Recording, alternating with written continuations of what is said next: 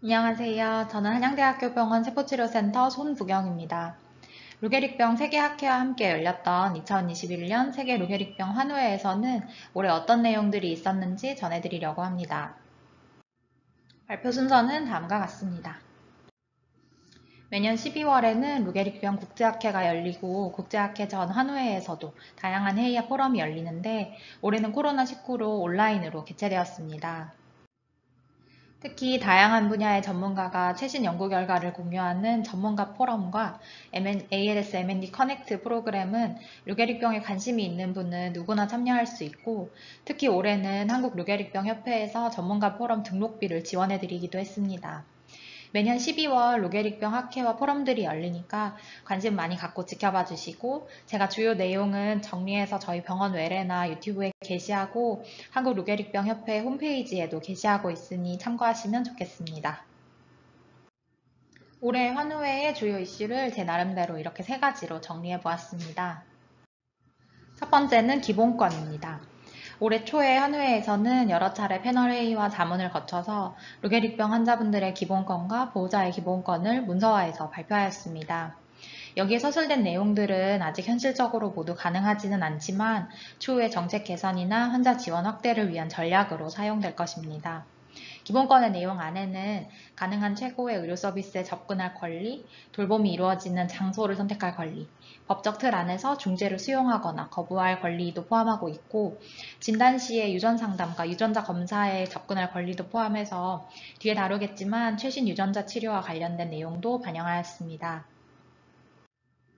그리고 환우분들 뿐만이 아니라 환자분들을 돌보는 보호자분들의 권리도 마찬가지로 중요하고, 그 중요성을 강조하기 위해서 환우를 돌보는 보호자의 권리를 별도의 문서로 발표하였습니다. 주요 내용은 환자 관리와 의사결정에 적극적인 역할을 할 수 있도록 정보와 교육에 접근할 권리, 정부 또는 단체로부터 경제적 지원을 받거나 지원 혜택을 받을 수 있는 자격을 가질 권리, 자신을 돌볼 시간, 자신의 미래를 위한 계획에 대해서 지원받을 권리 등등을 포함하고 있습니다. 이러한 기본권의 주요 내용에 대해서 32개국에서 1000명 이상의 환우분들과 보호자분들을 대상으로 현재 기본권이 본인의 국가에서 어느 정도 지켜지고 있는지 설문조사가 있었습니다. 한국어로도 제작돼서 우리나라에서도 많은 환우분들께서 참여해 주셨습니다. 이번에 학회에서 설문조사의 예비 결과가 발표되었는데, 높은 수준의 치료와 관리를 받고 있다는 응답은 한 50점 정도였고, 보건의료 시스템에 대해서 의견을 제시할 수 있다는 응답은 35%로 매우 저조하였습니다. 주목할 점은 최고 수준의 의료 서비스를 받고 있다는 응답과 다학제 팀의 관리를 받고 있다는 응답 사이에 유의미한 상관관계가 있는 것으로 나타났습니다. 이런 결과들을 토대로 앞으로 다학제적 치료의 접근성을 높이기 위한 시도가 많아지고, 또 우리나라의 실정에 맞게 반영하고 개선해 나가야 될 것으로 생각됩니다. 보호자분들의 기본권 설문조사 점수는 환우분들보다 훨씬 저조했습니다. 특히 경제적 측면에서 질병이 진행하면서 간병을 위해서 직장을 그만두게 되는 보호자분들이 많지만, 보호자를 위한 경제적 지원은 거의 없고, 이런 보호자를 위한 지원이 세계적으로도 부족함을 데이터로 명확하게 알게 되었습니다. 이후에 협회가 목표를 세우고 여러 가지 캠페인을 진행할 때 간병 환경 개선을 우선순위에 항상 염두해야 될 것이고, 2022년에는 보호자 지원을 위한 다양한 시도가 많아질 것으로 기대됩니다. 그리고 보호자분들 중에 특히 가족 돌봄 제공자, 그중에 어린이 청소년에 대한 관심이 높아지고 있습니다. 네덜란드와 미국 연구자들이 협력해서 미성년자 보호자들의 수준에 맞는 교육 프로그램을 발표했고, 미국 협회에서도 교육 책자를 발간하였습니다. 특히 청소년기 학생들에게 간병은 가족에게 도움을 줄 수 있고 자신의 존재의 의미를 알아가는 긍정적인 경험이 될 수도 있지만, 다른 친구들은 이런 일반적인 삶을 살아가는데 그것과 다른 자신의 삶에 대해서 원망을 하거나 갇힌 듯한 느낌 같은 부정적인 감정을 느낄 수도 있고, 이런 두 가지 감정을 동시에 느끼면서 혼란스러워 할 수도 있습니다. 하지만 청소년들에게 이런 감정들은 자연스러운 것이고, 자신의 감정은 어떤지를 생각해보고 자신이 원하는 속도대로 가족들과 편안한 범위 내에서 조금씩 대화를 해보는 것이 중요하겠습니다.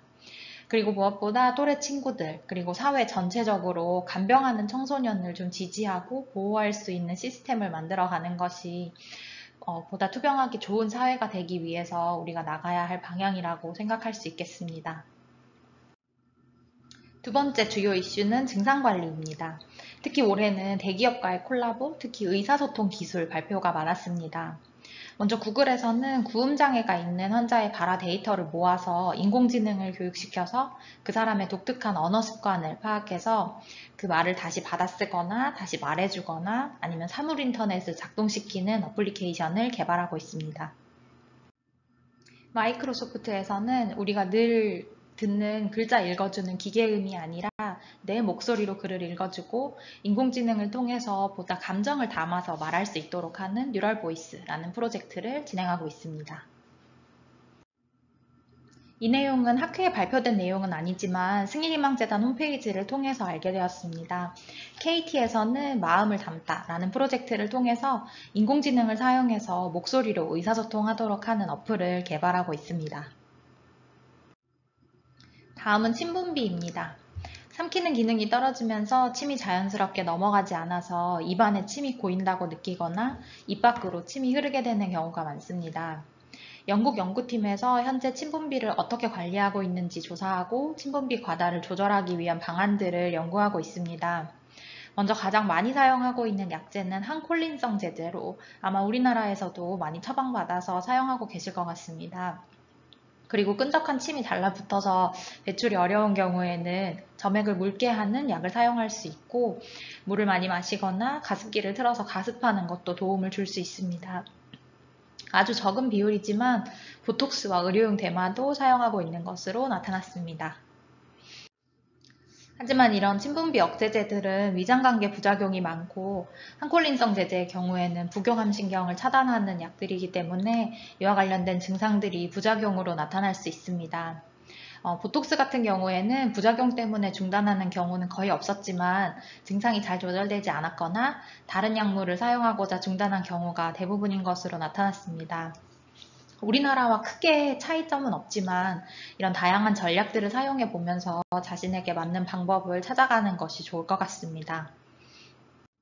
다음으로 목 근육 약화에 대한 내용도 발표되었습니다. 목 근육 약화는 39% 정도의 환자가 경험하는 것으로 나타났고 호흡 기능 저하와도 관련이 있을 것으로 나타났습니다. 가장 많이 적용하고 있는 방법은 자세 조정이었는데 특히 상체 각도를 조절할 수 있고 목받침이 있는 리클라이드형 휠체어나 틸티드 휠체어를 많이 사용하고 있었습니다. 다음으로는 부드러운 목칼라, 베개, 쿠션, 딱딱한 목칼라, 특수 제작된 머리 받침대 순으로 많이 사용하고 있었습니다. 목칼라는 이와 같은 모양으로 생겼는데 아마 여러분들도 많이 보셨을 것 같습니다. 보통은 이런 제품들을 한 1개에서 3개 정도 선호에 맞게 사용하시는 것으로 나타났고 특히 실크 스카프로 피부에 닿는 부분을 좀 부드럽게 감싸거나 목이나 턱에 닿는 부분에 스펀지를 대서 폭신하게 사용하시면서 도움을 받기도 했습니다. 아마 여러분들께서도 지금 사용하시는 제품이 아주 만족스럽지는 못하더라도 이런 방법들을 한번 시도해 보시면 좋겠습니다. 마지막으로 유전자 치료는 매년 핫한 주제입니다. 루게릭병의 유전자는 단순히 그 유전자 변이를 가진 환자분들 뿐만 아니라 이 유전자를 통해서 루게릭병이 분자 수준 그리고 세포 수준에서 어떻게 독성을 나타내는지 특징적인 단서들을 많이 제공하기 때문에 루게릭병의 기전을 파악하고 치료제를 개발하는데 유전자는 중요한 열쇠가 됩니다. 특히 2017년에는 많은 유전자들이 발견되었다는 내용, 그리고 2018년에는 이러한 유전자들 간의 연관성이 밝혀지면서 루게릭병의 기전을 파악하는 데 가까워지고 있다는 내용, 그리고 2020년도 학회에서는 루게릭병의 첫 유전자 치료제인 SOD1 치료제가 3상 임상시험 소식들 이런 게 환우회에서 발표되면서 매년 유전자에 대해서 발전하고 그리고 희망적인 뉴스가 많이 전해지고 있습니다. 그 중에서도 올해는 유전자 변이가 있는 무증상 보인자가 제일 핫한 이슈였습니다. SOD1 유전자 치료제인 토퍼센이 초기 환자에게는 치료 가능성을 보였다는 연구 결과들을 토대로 저희 병원을 포함해서 전 세계 30개 이상의 센터에서 SOD1 무증상 보인자에 대한 대상자를 장기 추적하면서 일정 기준을 만족할 경우에는 토퍼센 또는 위약을 투약하는 임상시험이 진행되고 있습니다. 사실 루게릭병과 관련된 증상을 보이지 않았지만 유전자 검사를 한다는 것이 쉬운 결정은 아닙니다. 특히 매년 새로운 유전자 변이가 발견되고 있고 아직 루게릭병을 완치할 수 있는 치료제가 없는 실정이고 또 검사 비용이 비싼 것도 큰 걸림돌 중에 하나입니다. 하지만 SOD1 무증상 보인자를 대상으로 임상시험이 진행되고 있고 다른 유전자 변이를 타겟으로 한 치료제들에 대해서 임상연구도 시작되면서 변이가 있는 환자 가족에 대한 검사는 확대하는 것이 세계적인 흐름인 것 같습니다.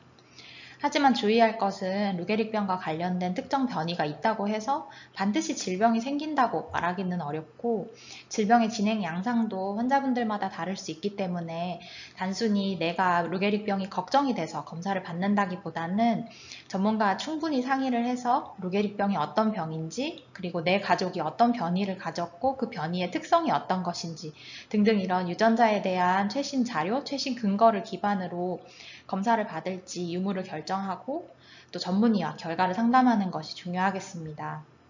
그래서 기본권 문서에서도 유전자 검사 전에 꼭 유전 상담을 통해서 최신 정보를 기반으로 유전자 검사에 대해서 결정할 것을 강조하고 있습니다. 그리고 환자 단체에서는 루게릭병으로 진단받은 한우 가족이 무증상 보인자를 대상으로 한 관찰 연구나 유전자 치료제 임상 연구에 대해서 쉽게 찾아볼 수 있도록 검색 플랫폼을 개발하고 있습니다. 제가 중간에 빨리 넘어간 부분들이 있는데 오늘 제 발표 자료는 한양대병원 루게릭병 클리닉 유튜브에 업로드하고 한국 루게릭병 협회 홈페이지에서도 다운받으실 수 있도록 올려놓겠습니다. 네, 제 발표는 여기까지입니다. 2022년 새해 복 많이 받으시고 원하시는 일들 모두 이루시는 한 해 되시기를 바라겠습니다. 감사합니다.